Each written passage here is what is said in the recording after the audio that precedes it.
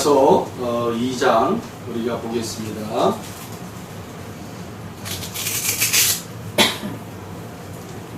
신규선 집사님 찾으셨어요? 이 신규선 집사님께서 성경을 잘 찾았었는데 다시 이게 또 성경을 잘 안 보시는 거예요.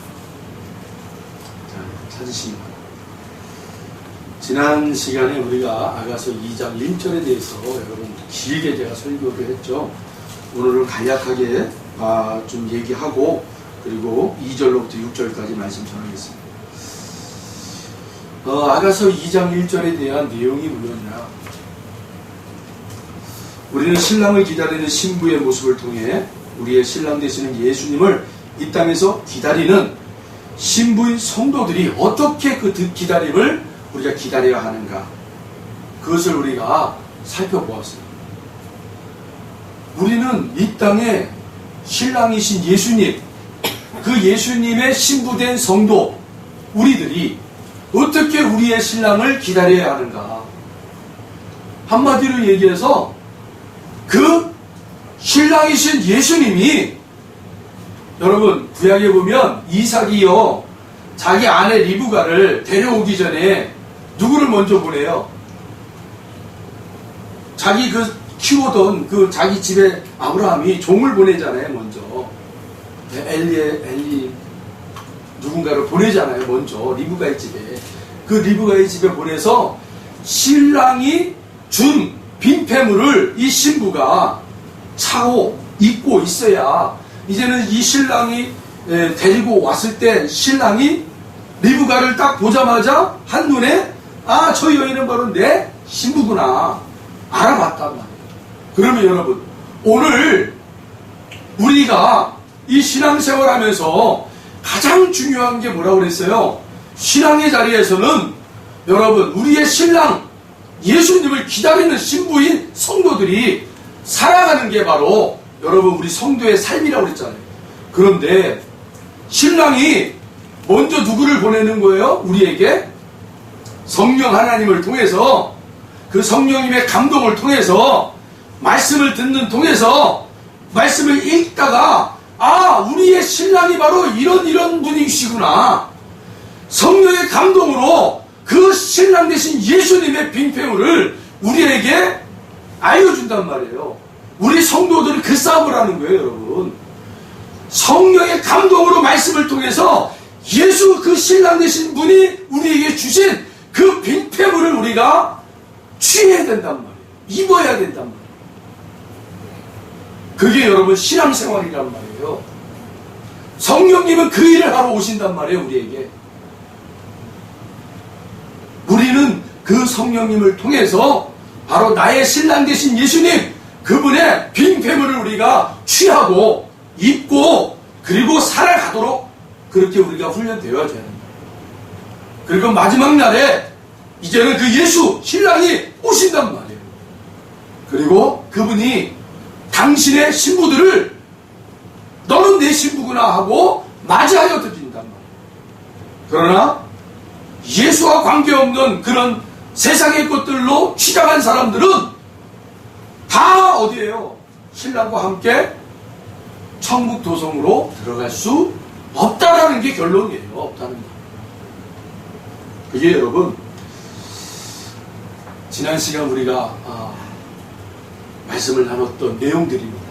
그게 오늘 이제 우리가 2장 2절부터 6절까지 살펴보겠습니다.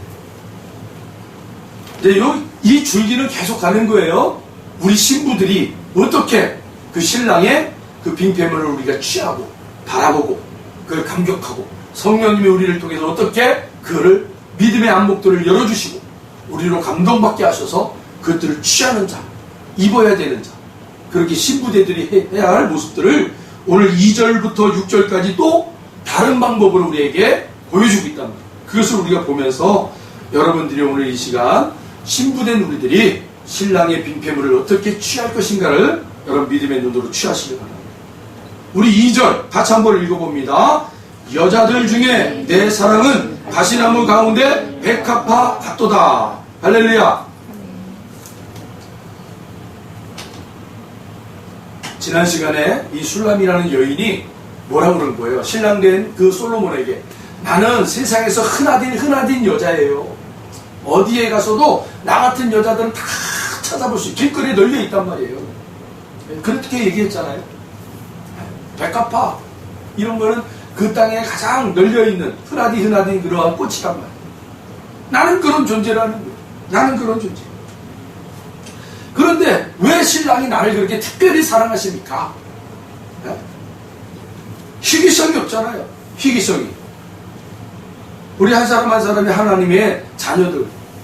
하나님은 우리를 어떻게 말씀하세요? 천하보다 귀한 존재라고 얘기하잖아요. 그만큼 우리가 값어치 있다라는 거예요. 값어치가.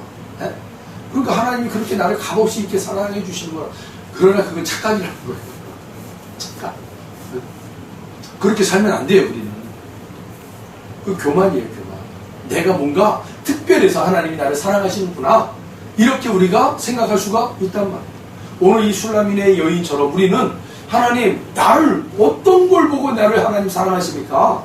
나는 세상에 더럽고 천한 그런 존재인데 어떻게 하나님이 그렇게 더럽고 천한 존재를 하나님이 그렇게 당신의 아들길 목숨까지도 버리셔서 나를 사랑하신다고 말씀하십니까? 도저히 이해가 안 됩니다. 그런 고백이 여러분에게 나와야 돼요. 나는 예수 믿고 나는 이렇게 존귀한 자가 됐어. 나는 세상에 존귀한 보석이야. 맞아요. 그렇게 우리를 바라보시는 거죠, 하나님이. 그러나 내가 하나님이 나를 그렇게 바라보신다고 내가 그런 존재로 하나님 나는 존귀한 자입니다. 하나님이 나의 존귀한 자이니까 하나님 나를 더 값지게 나를 더 소중하게 여겨주세요. 이러면 안 된다. 우리는 그럴수록 더 낮아지고 겸손해지고 하나님 내가 뭐 하나님 앞에 기쁨이 된다고 나를 이렇게 사랑하십니까? 내가 오늘 하루도 돌아보니까 하나님을 위해서 내가 일한 적이 없네요. 그냥 내 육신을 위해서 내 삶을 위해서 그냥 살았지 하나님의 나라를 위해서 내가 오늘 살아본 흔적이 없네요. 그런데 하나님이 나를 사랑하시니 이거 참 기가 막힌 일 아닙니까? 우리는 그렇게 더 낮아지고 낮아져요. 아멘? 네. 교만의 목이 탁 올랐을 때 여러분 어떻게 탁 쳐버린다. 뱀이요? 어떤 뱀의 특성을 한번 보세요. 뱀은요, 그냥 자기에게 해를 끼치거나 안 할 때는 그냥 기어다녀요. 삭삭삭 기어. 그런데 자기의 위협이 되거나 또 자기가 뭔가를 싸워야 돼. 그리고 자기가 뭔가 먹어야 돼. 이런 상황이 되면 어떻게 돼요? 고개를 팍 들어요. 고개를 팍 들어요. 뱀을 통해서도 우리가 깨달아야 돼요. 우리 스스로가 그렇게 하나님의 자녀로서 세상에서 하나님 저는요 참 무지한 자, 하나님 저는 참 낮은 자. 그렇게 살면 그냥 아무 이유 없이 그냥 그렇게 살아요. 겸손하게. 그런데 뭔가 내 이익이 앞에 탁 놓이면 고개를 바짝 드는 것처럼 바짝 들어서 이건 내가 취해야 돼. 내가 이거 놓치면 안 돼. 막 그렇게 성을 내요. 막. 내 이익이 중요하지. 저 사람의 이익이 중요해. 우리 교회의 이익이 중요하지. 저 사람의 이익이 뭔 중요해. 고개를 바짝 들고는 씩씩씩씩 거리면서 막. 그런 모습을 저도 많이 경험했어요. 평상시에는 그냥 이렇게 살아요. 살다가 뭔가 탁 오면 나도 모르게 고개를 바짝 들고 있더라고요. 그리고는 막 싸우려고, 죽기 살기로 싸우려고. 그때는 하나님도 없어요. 아니, 저 엄밀히 따지면 하나님을 나의 도구로 사용하면 돼요. 내가 하나님을 부리는 자가 되더라고요. 그런 모습을 통해서 오늘 우리는 왜 하나님 나를 이렇게 사랑하십니까? 이 술람이 여인입니다. 그 솔로몬에게 그렇게 얘기할 때 솔로몬이 뭐라고 그래요? 내 사랑 너는 백합화 맞다.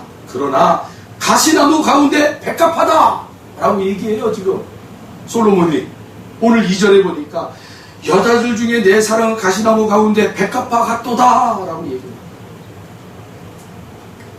네가 특별해서 구하는 거 아니다라는 거예요. 우리가 특별해서 하나님이 우리를 구원한 게 아니에요, 여러분. 네? 남들과 비교해서 우리가 뭔가 특출한 재능이 있어가지고 저와 여러분을 하나님이 구원하신 게 아니라는 거예요. 아니다. 그러면서 뭐라 그래요? 이 여자들 중에 라고 그랬잖아요. 여자들 중에. 이 여자들은 어떤 여자들이에요? 바로 예루살렘에 있는 여자들. 그런데 그 여자들을 가시나무라고 표현하고 있어요. 가시나무. 여러분, 성경에서 가시나무로 표현되면 성경에서는 거의 다 99.9% 가시나무를 표현하고 있다면 뭐예요? 저주를 얘기하고 있단 말이에요. 저주. 항상 성경에서 가시나무가 나오면 그 스토리는 저주예요. 저주. 결국 말씀은 저주에서 건져진 백합화라는 뜻이에요. 2절이. 그게 이제 이해가 되시죠? 2절. 여자들 중에 내 사랑은 가시나무 가운데 백합화 같도다. 저주 가운데 있는 그 여인을 내가 구원하여 나의 사랑으로 삼았다라는 거예요. 저와 여러분을 하나님이 그렇게 사랑하셨던 거예요. 저주 가운데 있는 자들을 하나님이 당신의 아들의 핏값으로 우리를 건져내 주신 거예요. 건져내 주신 거예요. 그걸 지금 표현하고 있단 말이에요. 그리고 3절과 5절을 같이 읽어봅니다. 3절, 5절입니다. 4절을 뛰어넘고 3절과 5절입니다. 남자들 중에 나의 사랑하는 자는 숲풀 가운데 사과나무 같구나.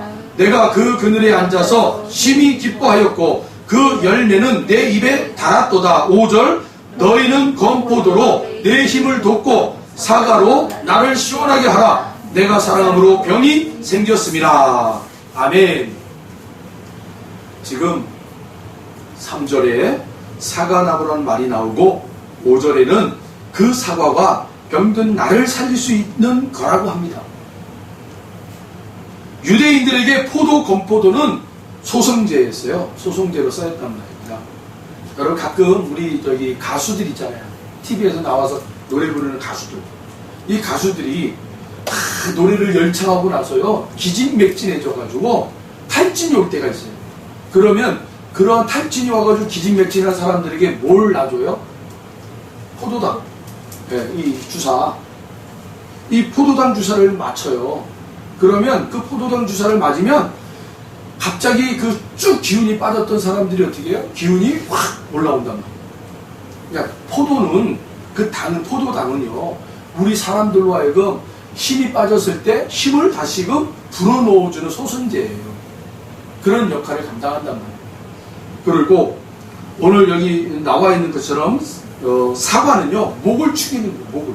우리가 사과를 탁 씹어 먹으면 씹을 때마다 즙이 나오잖아요. 즙. 그러면 그 즙이 목을 축여줘요. 그래서 갈증을 해결해 준단 말이에요. 그래서 이 팔레스틴 지역, 사막 지역에 사는 사람들은 물이 귀하잖아요. 그러니까 사과를 늘 지참해요. 여행을 갈 때. 그래서 물 대신 사과. 목이 마르고 갈증이 심할 때 사과 한 입을 탁 깨물어 먹는 거예요. 그러면 갈증이 확 풀어집니다. 여러분, 갈증을 풀어준다. 그리고 물이다. 목을 축여준다. 이런 의미이기 때문에 사과는 생수를 의미한다. 생수. 말씀에서 여러분, 떡과 생수로 나를 살리리라고 합니다. 그러면 술라미가 솔로몬, 당신이 사과나무입니다. 라는 뜻이란 말이에요. 솔로몬, 당신이 나에게는 사과나무예요. 그러니까 한마디로 솔로몬, 당신이 나를 살릴 수가 있어요. 당신만이 나를 살려줄 수 있어요. 그런 표현입니다. 그러니까 여러분, 이 사과나무는 결국 어떤 것을 이렇게 모형하고 있냐면 생명나무. 생명나무. 아담과 하와가 선악과 나무를 따먹었잖아요. 그리고 나서 무슨 나무 열매를 먹으려고 그들이 벼르고 있었어요. 하나님이 그걸 미리 알아채시고 두루두루 막으셨잖아요. 네? 그게 무슨 나무예요? 생명나무. 그러니까 여기에 사과나무는 생명나무와 모형을 같이 하고 있단 말이에요. 예표하고 있는 예표. 그래서 요한복음 1장에서는 예수 안에 생명이 있다! 라고 얘기했단 말이에요. 어디 안에 생명이 있는 거예요? 예수 안에. 예수 안에 생명이 있다. 그리고 에덴 동산의 생명나무로 말미암아 죽은 자가 살 수 있다. 그게 바로 생명이에요. 그렇잖아요. 그런데 죄가 해결되지 않고 생명나무를 따먹으면 영생이 되는 거예요. 죄가 해결되지 않고 영생은 영원한 지옥이에요. 영원한 저주가 된단 말이에요. 그래서 하나님이 그들을 영원한 저주에 빠뜨리지 않기 위하여 쫓아내신 거예요. 쫓아내신 거예요. 세상 밖으로. 생명나무를 지켜야 되는 거예요. 그 저주 가운데, 죄악 가운데 있는 자들이 생명나무를 먹어버리면 죄악의 영생을 얻는 자가 되어버리는 거예요. 그러니까 저주예요. 영원한 저주. 영원한 저주가 되는 거예요. 반드시 그 죄가 해결이 되고 나서 생명나무를 먹어야 되는 거예요. 그것을 하나님은 당신의 아들 예수를 통해서 구속사역을 시작하셨습니다. 죄를 십자가에서 사하시고 값을 치르시고 대가를 치르시고 죄의 사망, 여러분 죄의 대가는 사망이라고 하죠. 그러니까 당신이 죽어야 되는 거예요. 죄값으로 죽어야 되는 거예요. 우리 그 예수님이 왜 십자가에 달려 죽어야 되느냐? 당연히 죄값으로 죽어야 되는 거예요. 당연히 온 인류의 죄값으로 죽어야 돼요. 그리고 생명나무로, 그 영원한 생명으로 하나님의 능력으로 그 죽은 자를 다시 살립니다. 그에게 그 두 가지를 다 입히신 거예요. 쉽게 말해요. 그래서 이제 누구든지 예수를 믿는 자는 다 구원을 받게 하십니다. 누구든지. 이미 그걸 완성했기 때문에. 바로 그 생명나무는 누구라고요? 예수. 예수예요. 예수. 그래서 당신이 바로 나의 생명이다. 나의 메시아다. 라는 표현이랍니다. 메시아다. 이 술람이라는 여인이 지금 그 얘기를 하고 있는 거예요. 여러분. 네? 예수님이 오시지 않았는데 그가 어떻게 그렇게 영적인 그런 돌파가 일어난 거예요. 확 열린 거예요. 바로 솔로몬, 당신이 나의 생명입니다. 그 말은 뭐예요? 당신이 나의 예수요. 당신이 나의 메시아입니다. 이 표현이랍니다.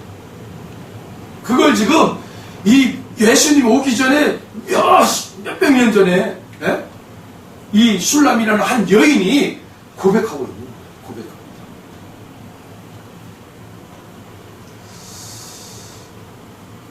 이게 놀라운 그런 영적인 그런 어떤 통과죠.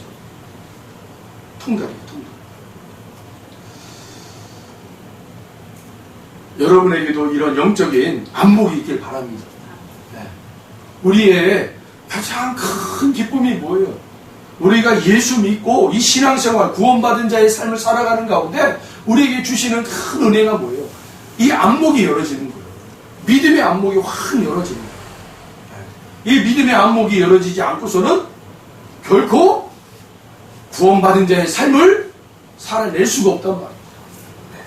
우리는 맨날 그냥 이 땅에서 그냥 지지붙고 그냥 거기에만 그냥 함몰되어서 살아가는 거예요. 그러나 어떤 존재들은 그러한 세상의 자리에 지지붙고 함몰되어 있는 자리에서도 믿음의 안목을 가지고 그 영생을 구원받은 자로서 우리가 무엇을 보고 무엇을 깨닫고 무엇을 향하여 걸어가야 될지를 분명히 알고 걸어간다.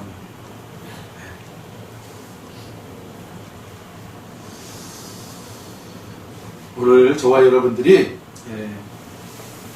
그런 믿음의 안목을 취하소서. 그 믿음의 안목을 가지고 하나님이 이 땅에 숨겨놓은 그 하나님의 아름다운 일들을 여러분 그렇게 발견하시고 바라보시고 그것을 내 것으로 취하기 위하여 여러분 믿음의 도전을 할 수 있는 저와 여러분 되길 바랍니다. 그러셔야죠. 여러분 묶임들을 풀어내셔야 돼요. 할렐루야. 네. 그 하나님의 창조의 그러한 놀라운 일들을 이 세상의 어둠의 세력이 다 가로막고 있잖아요. 이런 것들을 우리가 믿음의 안목을 가지고 풀어내는 자들이 되셔야 돼요. 네. 그리고 선포. 하나님께서 우리의 입술에 관세를 주셨다고 그랬잖아요. 그 입술에 관세를 가지고 선포하셔서 견고한 진들을 깨뜨려버리는 그런 저와 여러분 되길 바랍니다. 네. 4절을 우리 함께 읽어봅니다. 4절 같이 읽어볼게요. 시작. 그가 나를 인도하여 잔치집에 들어갔으니 사랑은 내 위에 깃발이로구나. 그가 나를 인도하여 잔치집에 들어갔으니 그 사랑은 내 위에 깃발이로구나. 아멘. 아멘. 여기 중요한 단어들이 몇 가지가 나와요. 여기 4절이 굉장히 중요한 단어들이 있어요. 여기서 잔치집, 이 잔치집이라는 단어는 얌바이트라는 단어를 사용했어요. 얌바이트. 이 얌바이트라는 단어는 어떤 뜻을 가지고 있나? 왕이 베푸는 그러한 잔치예요. 그런데 그냥 일반적인 잔치가 아니에요. 왕이 최고로 큰 잔치를 벌일 때 쓰는 단어가 바로 얌바이트라는 단어예요. 그러니까 이 잔치집은 왕이 큰 잔치를 베풀었다는 거예요. 큰 잔치. 이거를 이제 우리가 어떻게 하는 거예요? 그대로 우리가 직역을 하자면 이런 거죠. 그가, 나의 신랑이 나를, 신부를 인도하여 왕이 베풀어 놓은 잔치집으로 들어갔다라는 거예요. 그리고 그 신랑의 사랑은 나, 신부인 내 위에 깃발로다. 이런 표현을 썼다. 이게 도대체 뭐예요? 잘 이해가 안 가잖아요? 여기 중요한 단어가 또 내 위에 깃발이에요. 내 위에 깃발. 네. 이것을 알기 위해서는 여러분 출애굽기에 보면 이 깃발에 대한 의미를 하나님이 말씀하셨어요. 바로 하나님은 그분 자신을 여호와 니시, 승리의 깃발이라고 얘기했잖아요. 승리의 깃발. 여러분 한번 같이 따라해볼까요? 여호와 니시, 여호와 니시, 승리의 깃발. 승리의 깃발. 예, 이 깃발은 여호와가 싸워 이긴 전쟁의 승리를 주고 싶은 자에게 주는 것이라는 거예요. 예? 그분이 싸워서 이긴 승리의 깃발을 그분이 원하는 자에게 주는 거예요. 원하는 자에게. 할렐루야. 아멘. 그리고 이 깃발로 누구를 덮어버리는 거예요. 그것을 우리는 구원이다 라고 얘기한단 말이에요. 할렐루야. 아멘. 굉장히 중요한 단어죠. 네. 구원이 바로 이 깃발에 바로 구원이라는 단어와 이 깃발과 같은 맥락이란 말이에요. 같은 표현. 네. 누가 싸운다? 내가 싸운다? 아니요. 여호와 하나님이 싸워서 이긴 승리에 누구에게 주고요? 당신이 원하는 자에게 주는 거예요. 그 깃발을. 그리고는 그 깃발로 그에게 확 덮어버린단 말이에요. 나는 구원이다 라고 얘기하는 거예요. 나는 승리다 라고 얘기하는 거예요. 그게 구원이란 말이에요. 우리의 구원.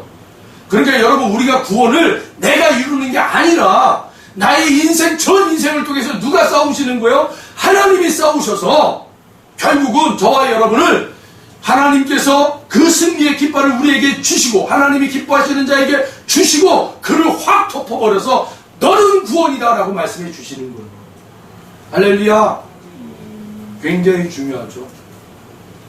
그래서 여러분 성경에 옷자락이라는 단어가 나오면 이 옷자락이라는 이 단어는 여러분 독수리잖아요. 독수리의 날개. 이 옷자락하고 독수리의 날개는 같은 의미예요. 단어가. 같은 뜻을 가지고 있단 말이에요.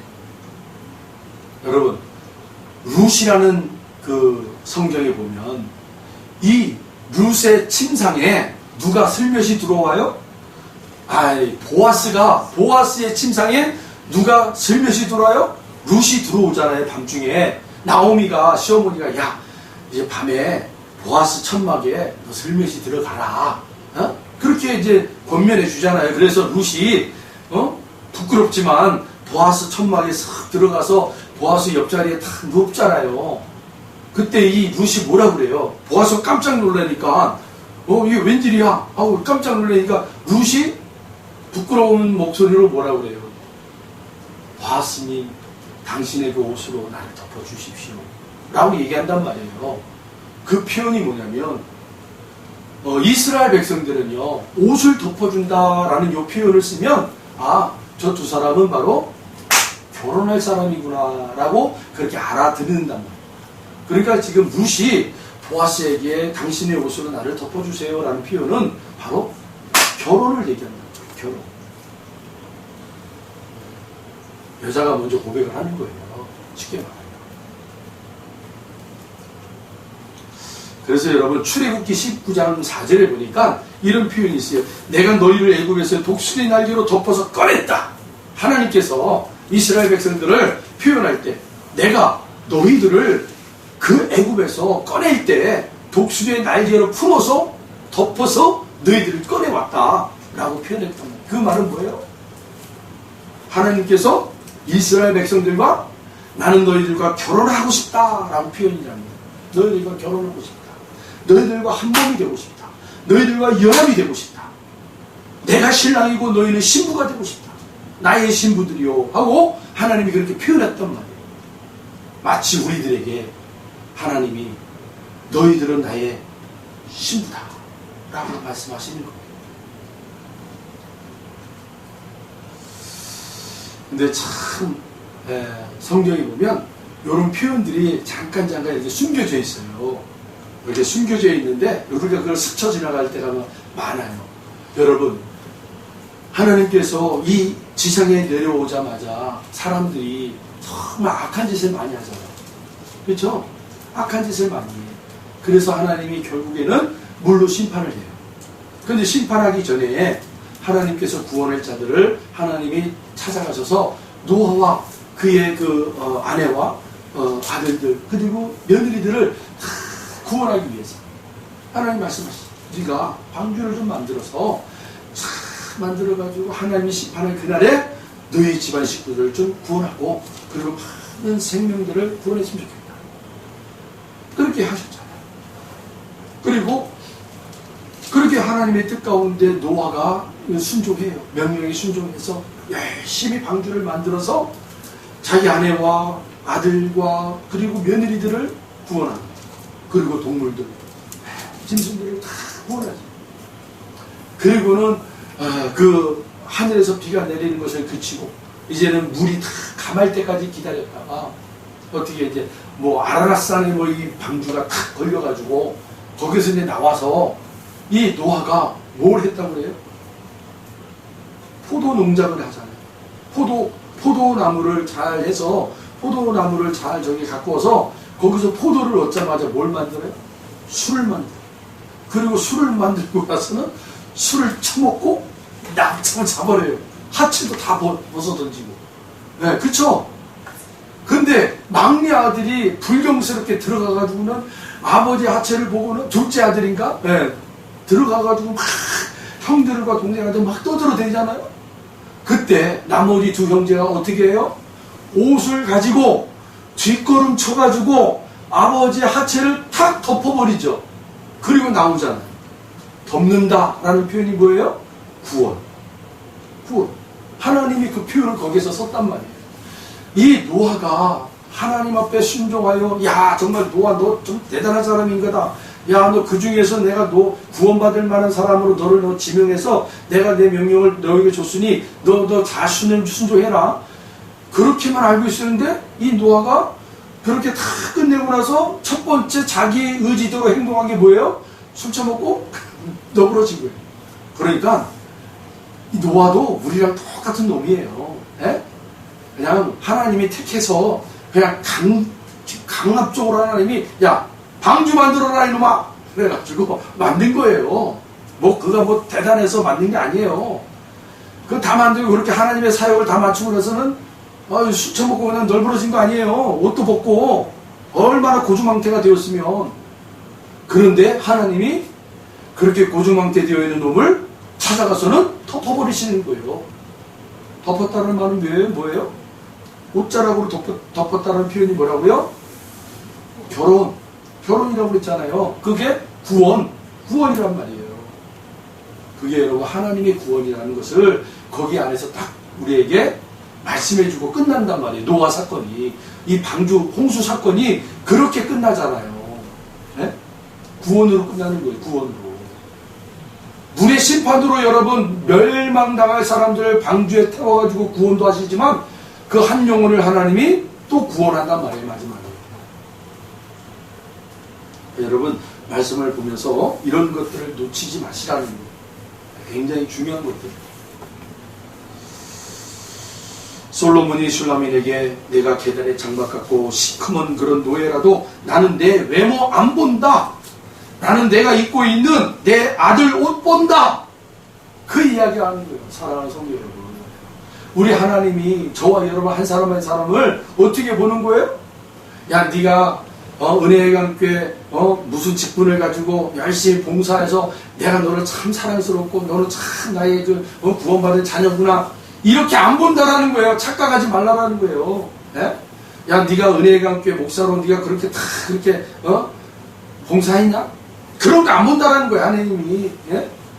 착각하지 말라라는 거예요. 뭘 본다라는 거예요? 너 안에 내 아들 옷을 입힌 내 아들이 옷을 보고 내가 너를 구원한다. 아멘. 그러니까 우리는 철저하게 그 아들 예수의 옷을 입어야 돼요. 그 아들 예수가 우리에게 남겨준 것을 차고 있어야 돼요. 그래서 우리가 어떻게 볼 수 있어요? 성령께서 그걸 가르쳐 주는 거예요. 성령 충만이라는 것은 여러분 뭐 기적 나타내고 뭐 이상한 짓거리하고 이게 성령 충만이 아니에요. 착각한단 말이에요. 착각. 그래서 성령의 은사 사역자들이 말에 가서 나쁘게 빠져버리는 거예요. 다 끝나버리는 거예요. 말에 잘못되고 여러분 성령님을 그렇게 이용하면 안 돼요. 성령님을 통해서 우리는 뭘 봐야 돼요? 예수 그분의 옷, 그분이 우리에게 맡겨주신 빙패물을 찾아서 입고 차고 그래서 거룩하게 의와 거룩함을 지니기 위해서 싸워내는 거예요. 싸워내는 거예요. 그런데 성령 충만을 우리는 다르게 보는 거예요. 성령 충만. 물론 성령의 은사들이 많죠. 성령의 은사들이 많아요. 그 은사들을 통해서 뭘 하는 거예요? 예수 그리스도의 옷, 그분이 우리에게 남겨준 빙패물을 쟁취하는 데 쓴 그 은사가. 할렐루야. 네.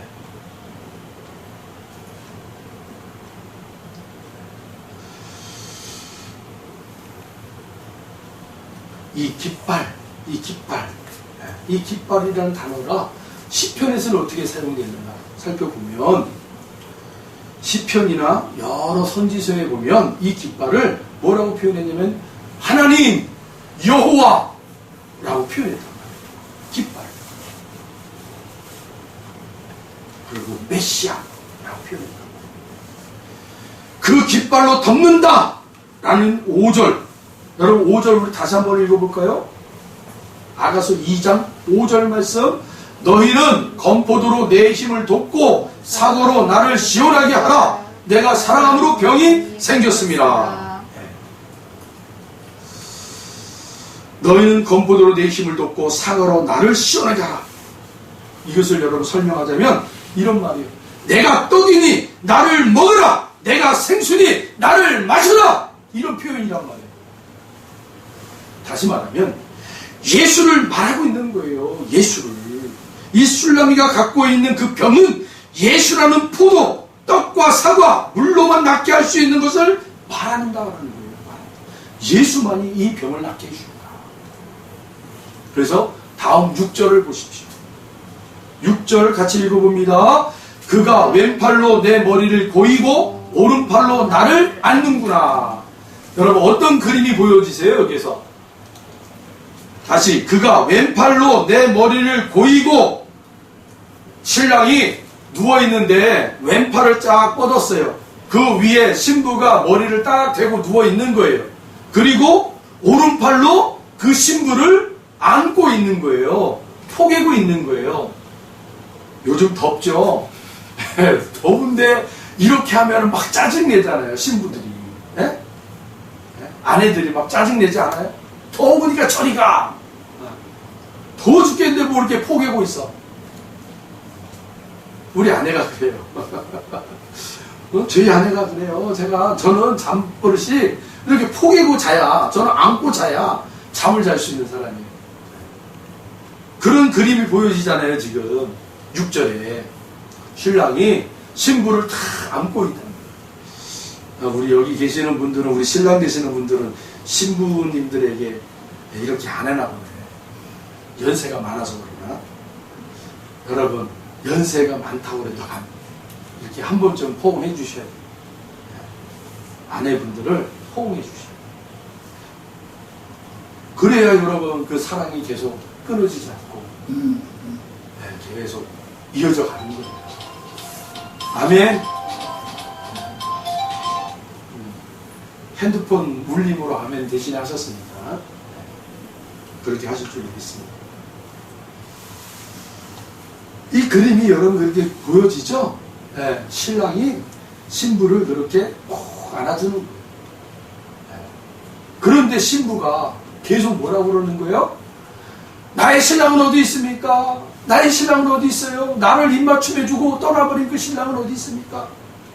야, 나는 너에게 계속 가까이 있는데 왜 나를 찾냐? 응? 나는 너를 그렇게 품고 있는데 왜 너는 나를 찾냐? 왜 그렇습니까? 왜 우리가 계속 신랑을 찾는데 신랑은 나는 너에게 가까이 있어. 나는 너에게 가까이 있어. 나는 너를 품고 있어. 이게 뭐가 왜 그럴까요, 여러분? 이유는 한 가지잖아요. 왜 그래요?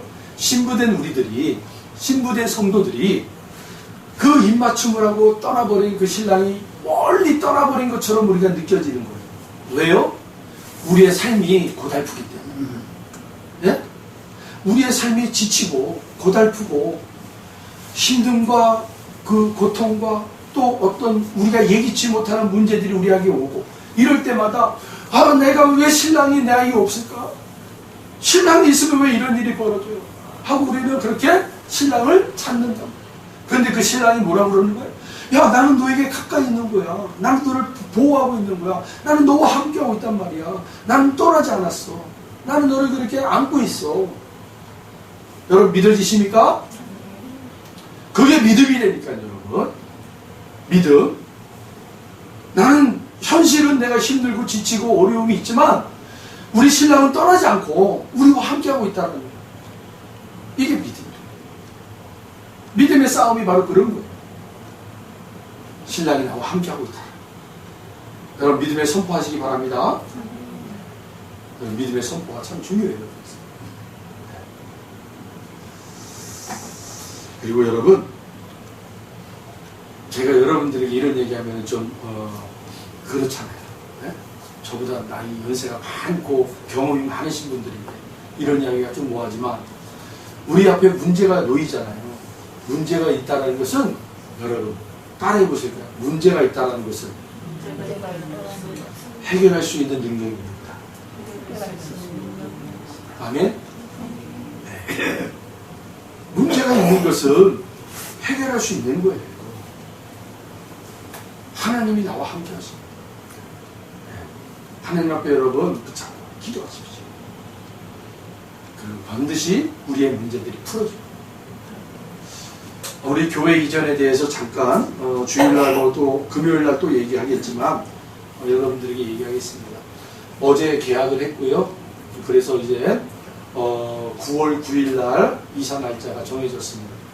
그래서 이제 9월 9일날 이사를 해야 되니까 그 안에 우리가 이제 공사가 이제 들어가야 돼요. 그래서 이제 8월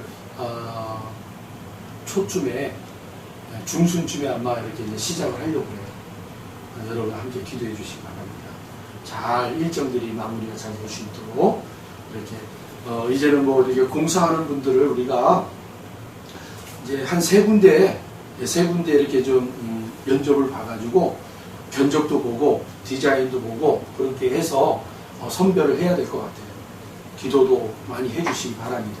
그래서 세 군데 업체 중에 가장 우리에게 합당한 업체가 만날 수 있도록 그렇게 좀 여러분 함께 기도해 주시면 여러분 주일날 제가 다시 간증하겠지만 이 교회를 우리가 이 과정이 정말 하나님의 손길이 계속 떼어져 있었다는 너무너무 하나님 앞에 감사하고 근데 여러분 이 과정의 손길들이 아직 시작도 안 된 거예요. 계속 될 거라는 거 계속 할렐루야. 하나님이 계속 하나님의 손길이 이어져 나갈 것입니다. 기도하겠습니다. 하나님 감사합니다. 하나님께서